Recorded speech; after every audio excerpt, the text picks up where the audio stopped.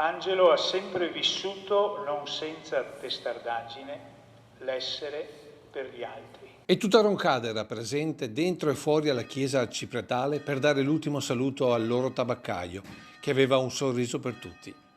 Perché Angelo Pavanetto, 59 anni, morto schiacciato dal suo trattorino rasaerbe il 1° giugno, era uno dei volti della comunità. Un uomo di poche parole e tanta sostanza, capace di mettere le necessità degli altri al primo posto e senza tanta retorica. Naturalmente portato ad entrare in empatia con gli altri e a precedere le loro richieste. Un uomo che i libri sapienziali della Bibbia, di cui ne abbiamo sentito un brano prima, definiscono semplicemente giusto.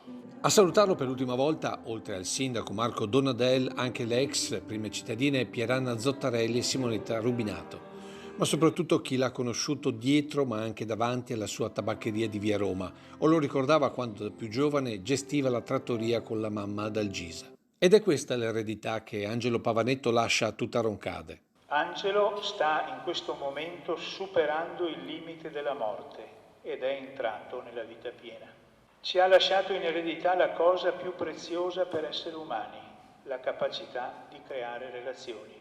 Coltiviamola questa eredità il più possibile. Una testimonianza di vita che per primi porteranno avanti i suoi nipoti. Tutti ti descrivono come una persona buona, un gran lavoratore e sempre pronto ad aiutare, ma tu sei sempre stato molto di più, soprattutto per noi. Sei sempre stato un punto di riferimento su cui sapevamo di poter contare.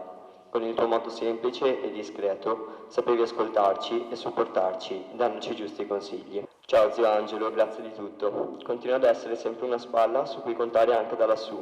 Salutaci i nonni e lo zio Mario. E metti sulla mocca che c'è ancora l'ultimo caffè da prendere assieme. I tuoi nipoti per sempre.